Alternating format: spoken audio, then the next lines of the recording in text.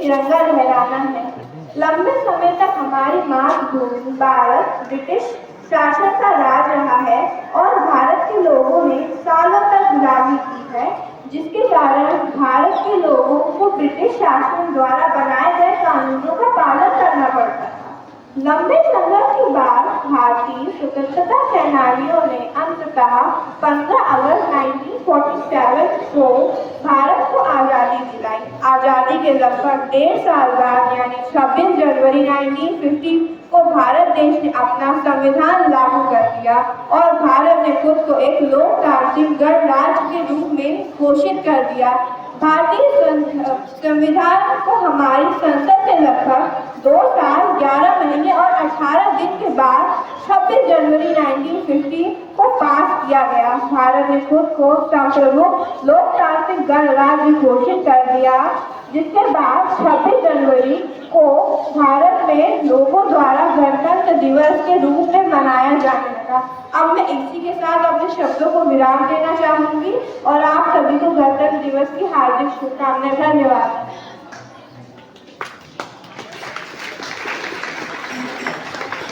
बेटा जम भी दो, जम भी दो।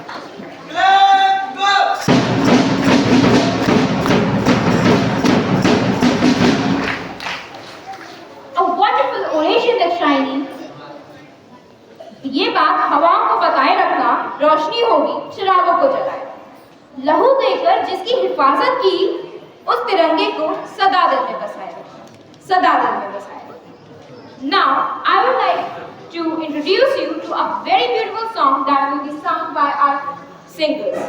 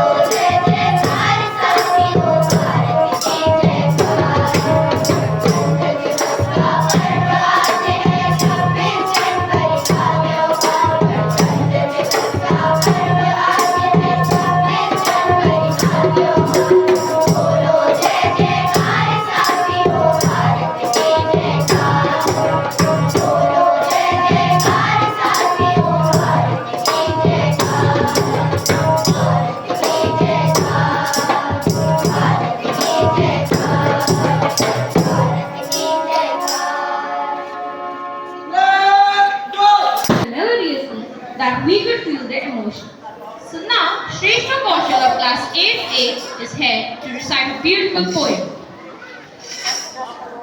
हजारों विधान है जो सबको जोड़ कर रखे, वही हमारा संविधान है, वही हमारा संविधान है।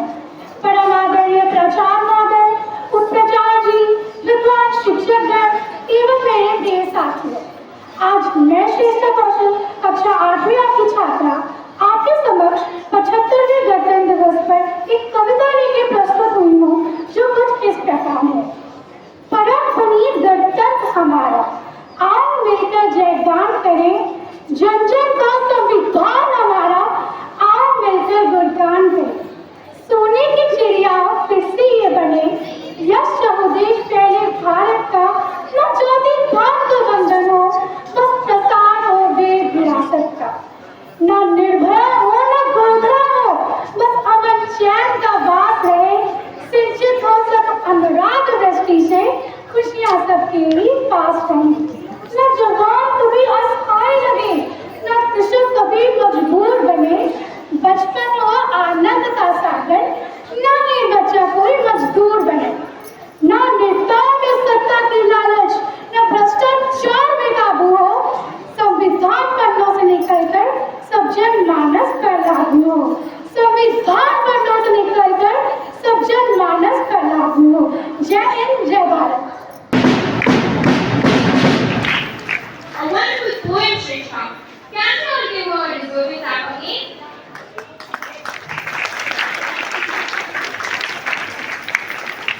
Now we have a little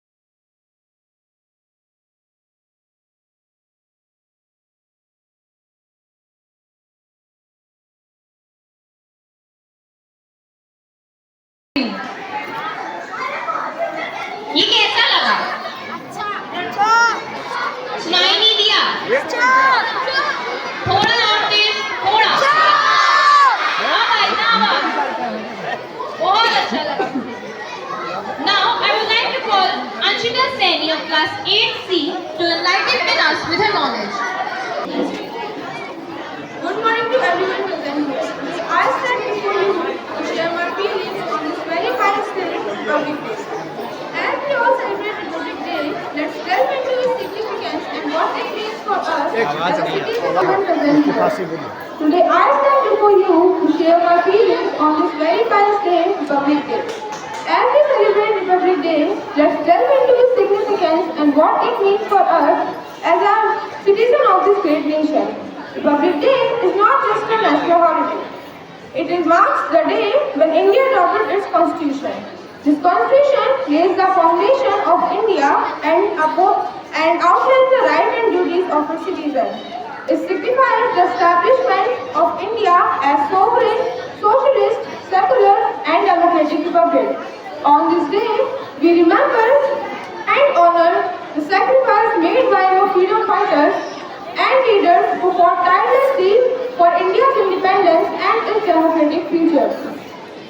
The Constitution of India, the longest written constitution by any other sovereign country in the world, was drafted by Dr. B.R. Ambedkar and a team of brilliant minds. It is a living document which has evolved over the years, ensuring that every Indian citizen is empowered and protected. Republic Day is celebrated with great enthusiasm all over the India. School and other communities also celebrate this day with flag hoisting, cultural programs and speeches. As students and future leader of this great nation, we have a significant role to play. Understanding our constitution and respecting the laws of the land,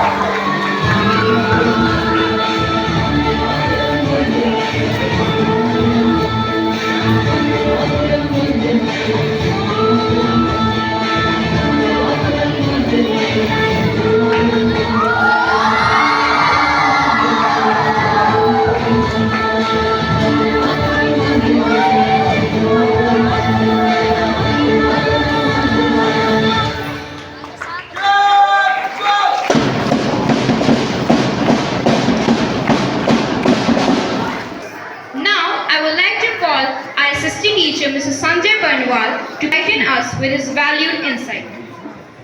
साथियों, उपस्थित अभिभावकों और प्यारे बच्चों, आज हम सब गणतंत्र दिवस के पावन उत्सव को सेलिब्रेट करने के लिए यहाँ एकत्रित हुए हैं। प्लीज शांत रहिए। शाब्दिक अर्थ है जनता का शासन या जनता के लिए शासन, पर क्या सच में शासन जनता का या जनता के लिए होता है? आदर्श रूप में कहीं यह एक आदर्श है जिसको लगातार हम पढ़ने की कोशिश करें। 3 उदाहरणों से इसे समझने की कोशिश करेंगे। पिछले कुछ वर्षों पहले एक मुद्दा दिल्ली में बहुत ज़्यादा प्रचलित था, वायु प्रदूषण का। ये कहा जा रहा था, सरकारें, टीवी चैनल चीख कर चिल्ला रहे थे कि पंजाब हरियाणा के किसान खेतों में पराली जला रहे हैं, जिसके कारण दिल्ली में पॉल्यूशन हो रहा है। कभी सोचा है या कभी किसी ने सवाल नहीं किया कि जिन गांव में किसान पराली का भूसा जला रहे थे वहां पर कभी पॉल्यूशन नहीं हुआ, तो वो पॉल्यूशन दिल्ली में कैसे काम कर रहा था? कभी डायरेक्टली इस बात पे सवाल नहीं हुआ कि दिल्ली में जो गाड़ियां हैं या फिर जो फैक्ट्रियां हैं वो जो है ऑक्सीजन उगल रही है, उन पर कभी सवाल नहीं हुआ। क्यों ऐसा होता है? वजह है कि हम अपना नेतृत्व चुनते कैसे। एक नागरिक के तौर पे हम नेतृत्व कैसे चुन रहे हैं, हम कैसे चुनते हैं? एक बंदा क्रिकेट बहुत अच्छा खेलता है, एमपी बन गया। एक बंदा जिसके भोजपुरी गीत बहुत अच्छे आते हैं, एक मैडम है जिनके ट्विटर पे इंस्टाग्राम पे 5 लाख फॉलोअर है, ऐसे नेता हम चुन रहे हैं। इवन कि जो सबसे बड़ा किसान नेता है, उस बंदे को भी कभी धरना करना होता है तो वो अपने साथ एसी चैम्बर लेके चलता है। याद रखिए, अगर एक नागरिक के तौर पे हम अगर बेहतर नेतृत्व चुन नहीं सकते तो हम एक बेहतर सरकार और सही मायनों में गणतंत्र नहीं बना सकते। क्या लोकतंत्र में जनता की आवाज बहुत महत्वपूर्ण है? क्या सबकी आवाज एक बराबर होती है? रिसेंटली कुछ न्यूज़ सामने आई। हुआ क्या, एक बंदा इंडिगो एयरलाइंस के टॉयलेट में फंस गया। कुछ ऐसे लोग भी थे जिनकी फ्लाइट डिले हुई और उन्हें रनवे पर बैठ के खाना पड़ा। हुआ ये, उन्होंने प्रॉपर कंप्लेन किया, कंपनियों ने न सिर्फ माफी मांगी, बकायदा प्रॉपर अच्छा खासा कंपनसेशन दे दिया। अब इस सीन की कल्पना हम जो है मुंबई से आने वाली किसी भी ट्रेन के जनरल और स्लीपर बोगी से करते हैं। जानवरों की तरह लोग ठूसे होते हैं, टॉयलेट्स गंदे पड़े हैं, IRCTC का जो खाना होता है वो मूल फ्लाइट से 2 गुना 3 गुना भाव पे बिक रहा होता है, पर कभी कोई सवाल नहीं करता। क्यों? क्योंकि हम अपने अधिकारों के प्रति अवेयर नहीं हैं, और ये अधिकार तभी आएंगे जब हम प्रॉपर तरीके से शिक्षित होंगे। और ऐसा नहीं है कि आप गरीब हैं, कमजोर हैं, कभी आप अपने अधिकारों के प्रति अनअवेयर होंगे। आज की तारीख में जो सबसे बड़ा खतरा आता है वो सिस्टम की ओर से नहीं आता, वो आता है बाजार की ओर से। तीसरे उदाहरण पर चलते हैं। नॉर्मली हम बाजार से आमंड या बादाम खरीदते हैं, वो लगभग 1000-1200 रुपए केजी होता है। दूसरी ओर एक बड़ी कंपनी हमें almond hair drop hair oil हमें मात्र 470 रुपए लीटर देता है। कैसे संभव? और आप देखोगे बड़ी बड़ी कंपनियां ब्रांड पैकेजिंग के नाम पर हमें बहुत तरह से बेवकूफ बनाती रहती है, और हमें लगता है कि नहीं साहब, बड़ी कंपनी है, सामान ठीक ही होगा। याद रखिए, आज के टाइम में नॉलेज से बड़ी कोई पावर नहीं है, और जितना हम शिक्षित होंगे हम बेहतर बनाएंगे।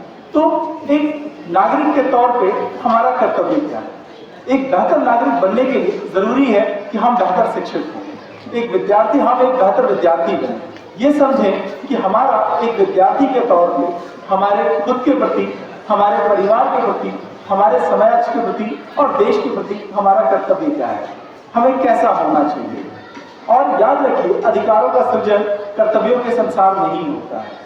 हम उस दौर से गुजर रहे हैं जब भारत अपने सबसे सुनहरे दौर की ओर आगे बढ़ रहा है।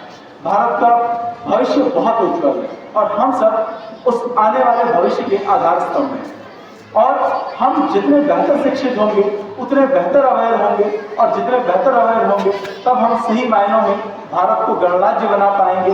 एक ऐसा शासन जहां जनता के हक की बात होगी, जहां जनता वास्तव में शासन होगी, और जहां जनता की आवाज का सही अर्थ होगा। धन्यवाद। इसी बात के साथ मैं अपनी बात को समाप्त करता हूँ। धन्यवाद। आपका देश का गौरव। जय Hind. Your words were like a compass guiding us on the path of progress. Now I would like to ask our Honorable Principal Sir to do the blessings.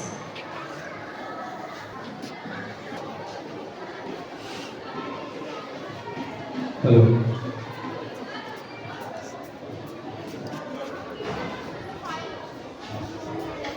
सम्मानित अभिभावकगण, respected Vice Principal Sir, HM Sir,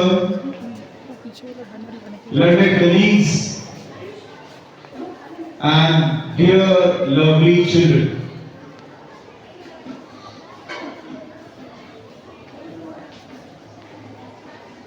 Bhanwar sir has already told you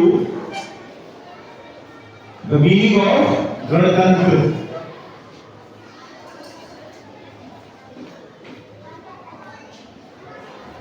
But we must know how we can make our country a good one, a great one. हम अपने देश को अच्छा महान कैसे बना सकते हैं? पहले मैं ये जानना चाहता हूं कि देश कहां है? बताओ भाई, कहां है देश? कोई बच्चा बताए देश कहां है? किसी ने देश को देखा है? तो भाई देश को किसने देखा है? हाँ बताओ। हाँ, दौड़ के आएगा बेटा, जल्दी से आएगा।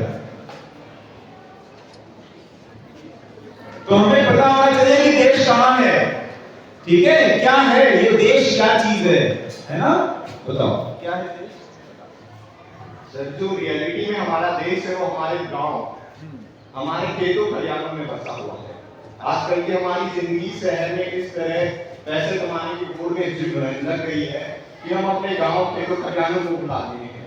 जब भी हम गांव जाते हैं हमें एक तरीके का अद्भुत एहसास होता है। मैंने इस पे कविता भी पढ़ी थी, लेकिन उस समय वो याद नहीं है। लेकिन जो हमारी देश की असली पहचान जो है वो हमारे गांव से उठी है। यहाँ पर आज हम जितने भी खड़े हैं उसमें से अधिकतर गांव से आए हुए लोग हैं। तो असली देश में ख्याल से गांव ही है। अच्छा, गांव देश है, हम लोग तो शहर में रहते हैं। अब बताओ, हम लोग गांव, हम लोग देश, मतलब हमारा क्या अस्तित्व है देश में? देश को बनाने में हमारी भूमिका क्या है, हमारा रोल क्या है? She wants to say something. Yes. अच्छा बताओ भाई, देश बताओ। सर, मेरे अनुसार देश वो है जो हमारे सीने में बसता है।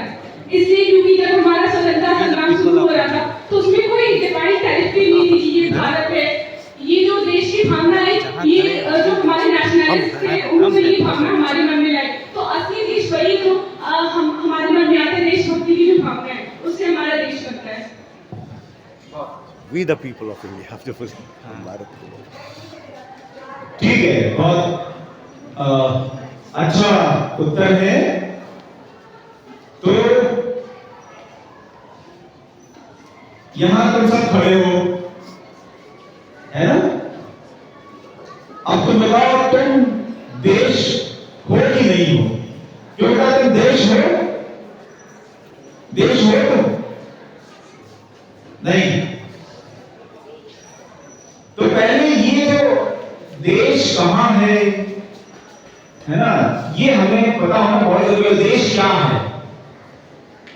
तो देखो, देश तुम भी हो, हम भी हैं, सर भी है, ये बच्ची भी है, जितना भाव बना है वो सब देश है, ठीक है? ये सब देश है। देश कोई जमीन में टुकड़ा नहीं होता है। देश को बनाने में जो तमाम चीजें लगती हैं उसमें से एक चीज जमीन भी है, जमीन भी है, ठीक है? मतलब देश बनाने के लिए जमीन की जरूरत होती है, लेकिन जमीन के टुकड़े को हम देश नहीं बोल सकते, ठीक है ना? तो देश बनता कैसे? जैसे परिवार के सदस्यों से बनता है, वैसे ही देश कैसे बनता है? देश के लोगों से, देशवासियों से, देश के लोगों से, है ना? तो हम सबके अंदर थोड़ा थोड़ा देश है, ओके? और जब हम सब मिलते हैं तब पूरा देश बनता है ना? और हम एक केंद्रीय विद्यालय में एक गीत गाते हैं ना, उसमें एक पंक्ति आती है,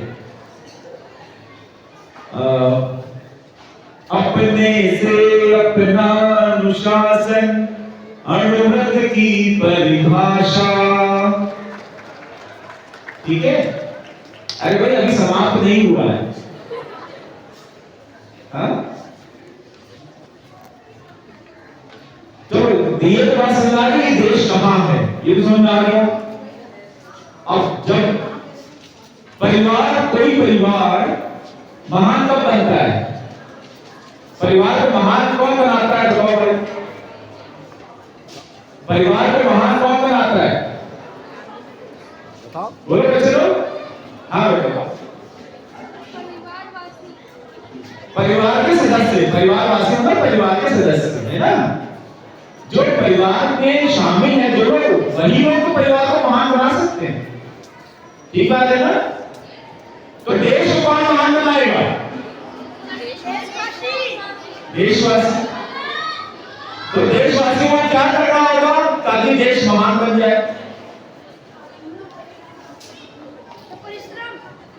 परिश्रम। हाँ बोला,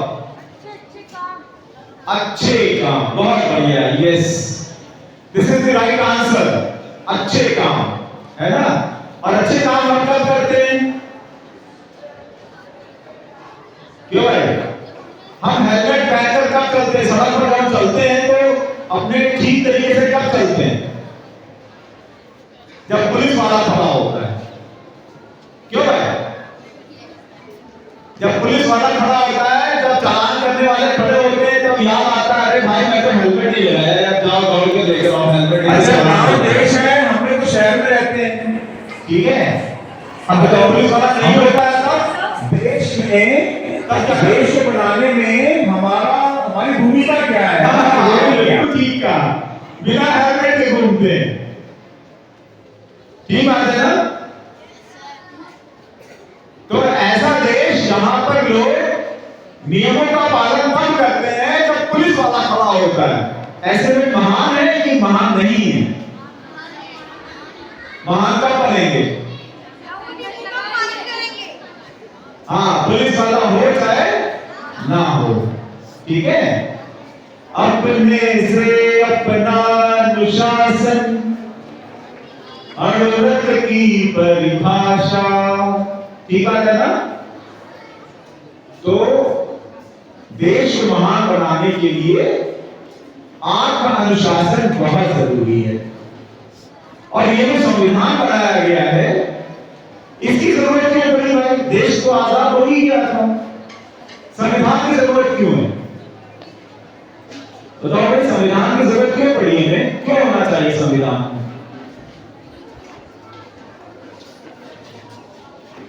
हाँ बताओ, आ जाओ यहाँ पर, तुम बहुत सारे उत्तर दे रहे हो और सही से लिख रहे हो। इधर आओ, ऊपर आओ।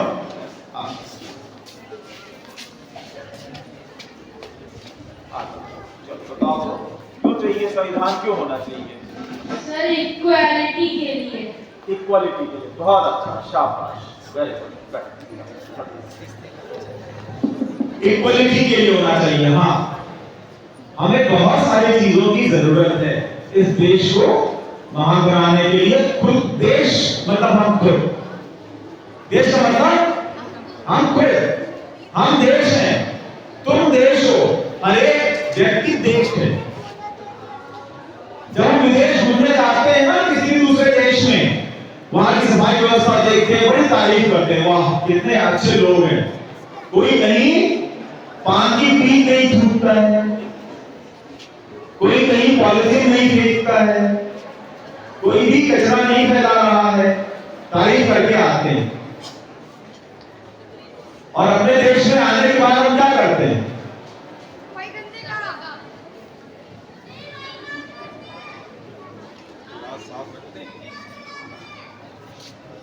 ठीक है,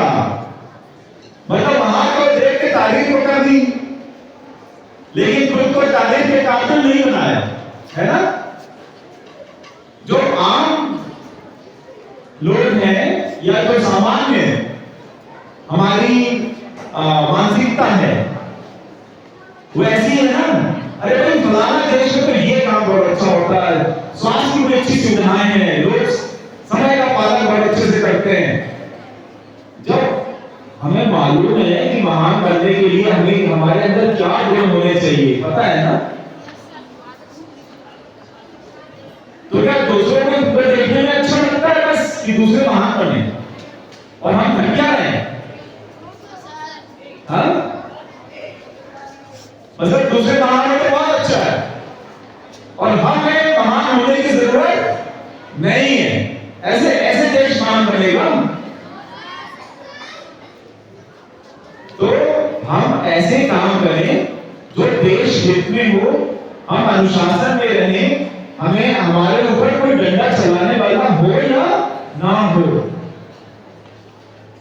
इसीलिए संविधान की जरूरत है, क्योंकि संविधान हमें वो व्यवस्था देता है कि हम इस चीज को समझ सकें और इसका पालन कर सकें। ये हमें संविधान के माध्यम से ये बात सुनिश्चित की जाती है। और गणतंत्र दिवस मनाने का जो उद्देश्य है वो यही है कि हम इस व्यवस्था को, इस गणतंत्र की व्यवस्था को समझें और उसके प्रति समर्पित हों। उसमें बताए गए जो भी नियम कानून कायदे हैं उनका पालन करें। जिन महान हस्तियों ने देश को आजाद कराने की लड़ाई लड़ी, बड़ी बड़ी आहुतियां दी, उन सब की क्या सोच रही होगी हमारे बारे में? क्या सोचा होगा उन्होंने? क्यों भाई बताओ? जब जिन लोगों ने अपने प्राणों को न्यौछावर कर दिया, अपने रोते बिलखते माँ बाप बच्चों को छोड़कर, अभी आप सोचिए कि अचानक आपके माता या पिता या दोनों कहीं गायब हो जाए तो आपकी क्या स्थिति होगी? कभी देखा है किसी बकरी के बच्चे को, या आजकल वीडियो बहुत देखते हैं ना, तो जंगल में एक शेर ने एक हिरण के बच्चे, जिसका भी छोटा बच्चा था, उस हिरण को मार दिया। तो बच्चे की क्या हालत होती है? बहुत सारे वीडियोस देखे हैं ना, क्या हालत होती है? बोलो भाई, वो बच्चा कहां जाएगा? कौन उसकी देखरेख करेगा? उसे कौन बचाएगा? जब उसकी मां नहीं है, उसके पिता नहीं है, तो ऐसी स्थिति में भी हमारे स्वतंत्रता सेनानी उनको छोड़कर देश की खातिर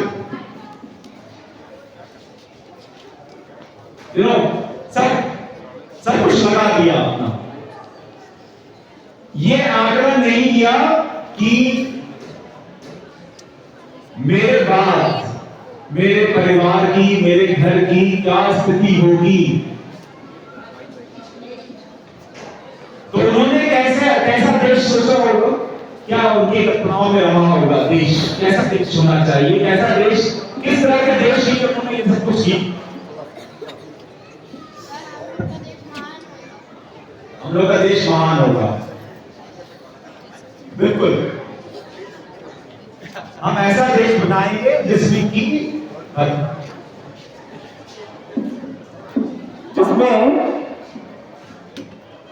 जो भी देशवासी होंगे वो खुशहाल होंगे, और खुशहाली तभी संभव हो पाती है जब हम अनुशासन में होते हैं।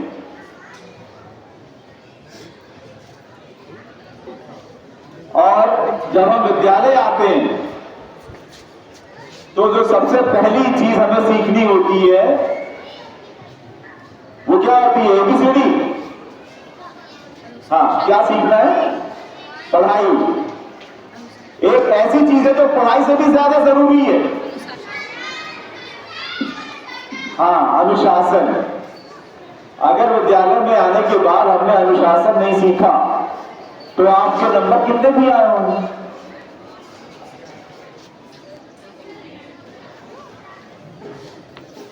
दाऊद इब्राहिम भी तो बहुत इंटेलिजेंट है, क्यों भाई? तुम क्या समझते हो आतंकवादी लोग इंटेलिजेंट नहीं होते? बहुत इंटेलिजेंट। अगर वो इंटेलिजेंट नहीं होंगे ना तो वो काम जो विनाशकारी काम करते हैं ना वो कर नहीं पाएंगे।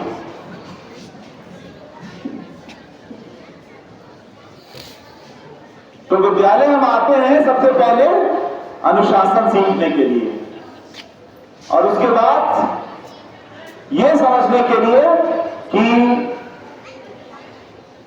हमें क्या काम करने हैं और क्या नहीं करने हैं। इसलिए हम विद्यालय आते हैं और ये सब समझने के लिए जो हम अध्ययन करते हैं वो भी एक जरूरी हिस्सा होता है, क्योंकि वो माध्यम है जिससे हम इस बात को समझ पाते हैं। तो आप जो विद्यालय आ रहे हैं या हम जब भी विद्यालय जा रहे हैं तो मन में सिर्फ यही नहीं होना चाहिए कि नंबर बहुत अच्छे लाने हैं और बाकी जाके वॉशरूम में तोड़ फोड़ करो। हाँ देखो पीछे कुछ बच्चे बोल रहे हैं, भाई अरे मन में मत बोलो, आ जाओ यहाँ ऊपर आ जाओ, इधर आओ। वहां क्या कुछ चुप बोल रहे हो, छुप छुप कर सामने आओ।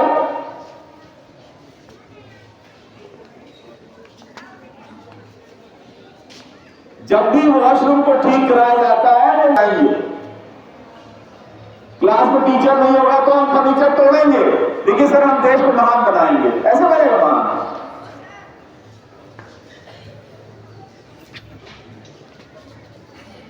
सर बात क्या है भाई, ठीक से बैठ जाओ, बात सुनो, लेकिन हम तो क्लास को डिस्टर्ब करेंगे। क्यों? संविधान ने हमें आजादी दी है, जो मना है वो करो। संविधान ने यह आजादी नहीं दी है कि जो माना है वो करो। यह आजादी संविधान ने नहीं दी। तो संविधान की आत्मा को समझना है, संविधान में कही गई बातों को मानना है और ये सब चीजों, इन सब चीजों की शुरुआत हम विद्यालय में करते हैं। हर नागरिक के पीछे क्या एक पुलिस वाला खड़ा हो सकता है और उन पुलिस वालों को कौन देखेगा? उनके पीछे कौन से पुलिस वाले खड़े होंगे?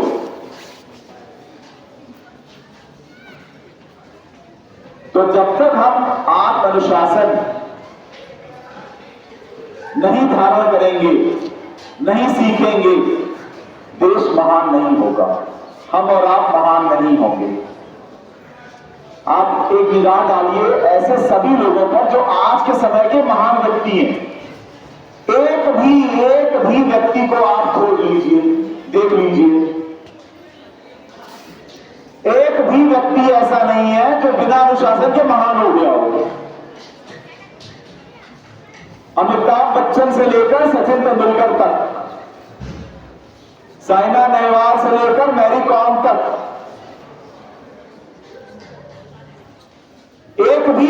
एक भी शख्स आपको दिखाई नहीं पड़ेगा जो कि बिना अनुशासन के महान बन गया हो। नहीं बन सकते, असंभव। उम्मीद है मैं अपने इस वक्तव्य के माध्यम से आप तक पहुंच पा रहा हूं। आप सभी को आज इस गणतंत्र दिवस पर, 75वें गणतंत्र दिवस पर मेरी हार्दिक शुभकामनाएं। ईश्वर हमें शक्ति दे, हमें सद्बुद्धि दे कि हम उन चीजों को कर सकें, उन चीजों को सीख सकें जो हमें और हमारे देश को महान बना सकती हैं। जय हिंद। धन्यवाद।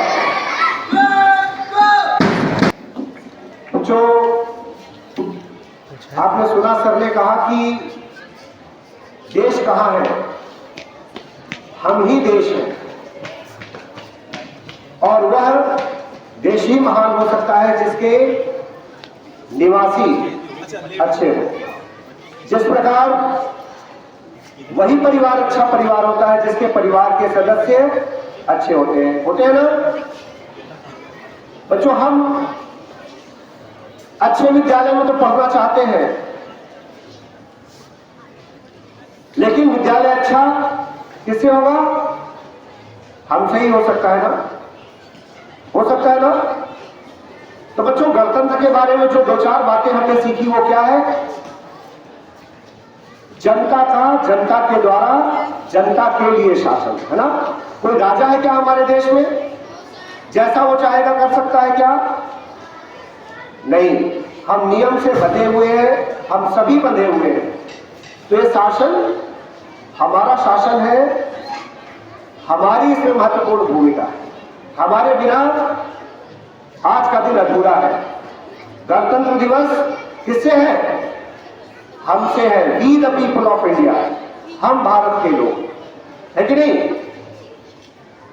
तो इस बात को हम सभी को बहुत ध्यान से समझना है, अपने कर्तव्य को समझना है।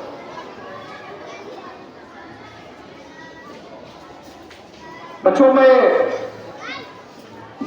थोड़ा सा समय से ले रहा था कि 11:30 का आपको घर जाने का समय, और छोटे बच्चों के लिए पायलट सर ने कहा है कि इनको 11:30 ही छोड़ेंगे। तो मैं प्राचार्य महोदय के अनुमति से 5 मिनट के लिए। बच्चों, एक बहुत अच्छी कविता है अशोक चक्रधर जी की। मुझे समझ तो नहीं लेना चाहिए, मैं शेड्यूल में नहीं हूं, लेकिन थोड़ा सा समय हमारे पास है, आपको मजा भी आएगा और हम बात को समझेंगे भी। बच्चों, कविता का शीर्षक क्या है? डेमोक्रेसी। हमारे देश में कौन सा शासन है? डेमोक्रेसी है ना। डेमोक्रेसी मतलब लोकतंत्र, जनतंत्र, जनता का शासन। तो उन्होंने डेमोक्रेसी की के ऊपर एक जो कविता लिखी है, मैं थोड़ी हास्य कविता है, और हास्य के साथ बच्चों व्यंग्य भी है, कटाक्ष भी है कि हमने अपने लोकतंत्र को क्या बना रखा है। क्योंकि लोकतंत्र किससे है? हमसे है, आपसे है, हम सबसे है। लेकिन हमने उस लोकतंत्र को क्या बना रखा है बच्चों? इस पर एक कटाक्ष है। मुझे उम्मीद है कि आपको आनंद भी आएगा, ये कविता आपको गुदगुदाएगी भी, और आप देश के भविष्य है, नागरिक है, कर्णधार है, तो आपको जगाने की भी चेष्टा करेगी। मुझे कुछ पंक्तियां जो उसकी याद आती है, मैं कोशिश करता हूँ, कहीं कुछ कमियां होंगी तो उसे स्वीकार करिएगा। कि बच्चों सुनिएगा कि एक दिन एकाएक मंत्री जी, कविता इस प्रकार सुनिएगा कि एकाएक मंत्री जी कोई बात सोचकर मुस्कुराए। मंत्री जी की बात हो रही बच्चों, कि एकाएक मंत्री जी कोई बात सोचकर मुस्कुराए, कुछ नए से भाव उभर कर उनके चेहरे पर आए। उन्होंने पूछा अपने पीए से कि क्यों भाई, हमारे देश में डेमोक्रेसी क्या होती है? तो पीए पहले कुछ झिझका, सकुचाया, शर्माया, बोलो बोलो हमारे देश में डेमोक्रेसी क्या होती है? तो फिर कुछ सोच समझकर बोला कि सर, जहां जनता के लिए, जनता के द्वारा, जनता की ऐसी तैसी होती है, वही डेमोक्रेसी होती है। तो पता नहीं मंत्री जी इस जवाब से संतुष्ट हुए या नहीं हुए, लेकिन इस जवाब ने हमारे जहन में एक सवालिया निशान लगा दिया कि बच्चों, हमारे देश में डेमोक्रेसी क्या होती है। तो इस संबंध में बहुत सारे लोगों से प्रश्न किए कवि ने, और जो जवाब मिले वो प्रस्तुत किए जा रहे हैं। बच्चों सुनिएगा कि एक दिन पार्क के कोने में घास के बिछौने पर लेटे लेटे हम अपनी प्रेयसी से पूछ बैठे कि क्यों डियर, ये डेमोक्रेसी क्या होती है? वो बोली तुम्हारे वादों जैसी होती है, इंतजार में तड़पाती है, झूठ बोलती है, सताती है, तुम तो आ भी जाते हो, ये कभी नहीं आती। तो डेमोक्रेसी में बच्चों कहीं वादे ही केवल होते हैं। कल आप डेमोक्रेसी के कर्णधार बनेंगे तो आप इस बात की कोशिश करें कि केवल वादे ना करें, उन वादों को पूरा भी करें। उसके बाद मिले मुझे एक राजनीति शास्त्रज्ञ, प्रोफेसर ऑफ पॉलिटिकल साइंस, जिनको राजनीति का पूरा शास्त्र मालूम है। तो अंत में मिले, उसके बाद मुझे बोले एक राजनीति शास्त्रज्ञ, तो उनसे भी मैंने पूछा कि सर ये हमारे देश में डेमोक्रेसी क्या होगी। तो एक राजनीति शास्त्रज्ञ की निगाह से डेमोक्रेसी क्या है बच्चों सुनिएगा। वे बोले कि हमने राजनीति शास्त्र सारा पढ़ मारा। ये बोले हमने राजनीति शास्त्र सारा पढ़ मारा, डेमोक्रेसी का मतलब है आजादी, समानता और भाईचारा। बच्चों डेमोक्रेसी के 3 प्रमुख आयाम है, liberty, equality and fraternity. French revolution का नारा था, आपने शायद पढ़ा भी होगा। तो राजनीति शास्त्र ने क्या कहा, आजादी का 3 मायने हैं। क्या मतलब है बच्चों? अभी सर ने कहा ना आजादी, आजादी का मतलब क्या है? हम आजाद हैं तो कुछ भी करेंगे, जोर जोर से लाउड स्पीकर बजाएंगे, अपने हाथ पैर किधर भी चलाएंगे, किसी को भी मारेंगे नहीं। हम तभी तक आजाद हैं जब तक हम दूसरी की आजादी का हनन नहीं करते, क्योंकि दूसरा भी तो आजाद है। तो उन्होंने कहा आजादी का मतलब, डेमोक्रेसी का मतलब है आजादी, समानता और तीसरा क्या, भाईचारा। अब आजादी क्या है हमारे देश में?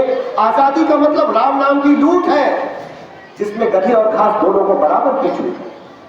घास आजाद है कि जितने चाहे बढ़े, और गधे स्वतंत्र है कि लेटे लेटे या खड़े खड़े जो भी चाहे करे, जितना चाहे इस घास को चले। ऐसा है क्या? और समानता, समानता और समानता कौन है जो इसे नहीं मानता? हमारे यहाँ अमीरों और अमीरों में समानता है, गरीबों और गरीबों में समानता है, मंत्रियों और मंत्रियों में समानता है, संतरियों और संतरियों में समानता है।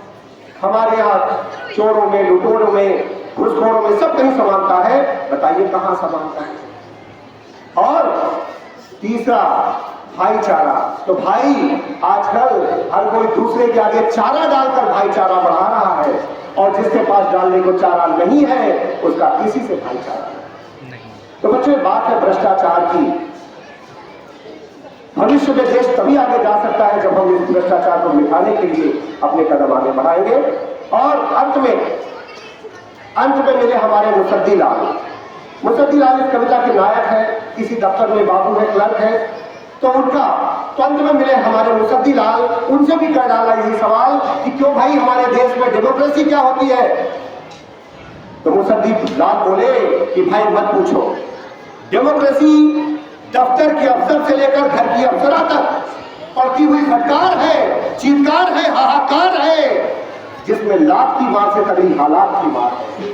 इसलिए मैं आजकल ये नहीं कहता हूं कि मेरी ऐसी तैसी हो गई है, मैं तो बस यही कहता हूं कि मेरी डेमोक्रेसी हो गई। तो बच्चों हमारे देश में जो डेमोक्रेसी है, इस प्रकार की डेमोक्रेसी न रह जाए, हम सबके ऊपर बहुत सारी जिम्मेदारियां हैं। और प्राचार्य महोदय ने बहुत सारी आपसे बच्चों बात की, मैं उन्हीं बातों का पुट आपके सामने इस कविता के माध्यम से प्रस्तुत करने की कोशिश कर रहा था।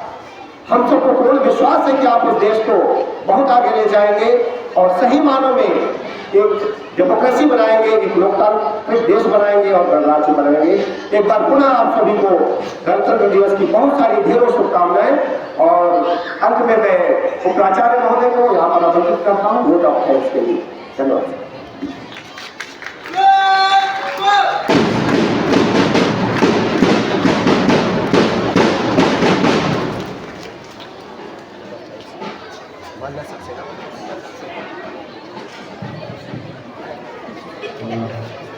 Respected Professor, staff members, students, and parents, good morning to all of you. It is my privilege to propose vote of thanks on this occasion. So I, on behalf of all the staff members, extend a hearty vote of thanks to all the program in charges and students who have been participating for few days, for last few days, for a good program. And I also want to thank Manya Saxena, director, and finally I want to thank our principal sir for their inspiring words. Thank you. जय हिंद, जय भारत। यहाँ से आपको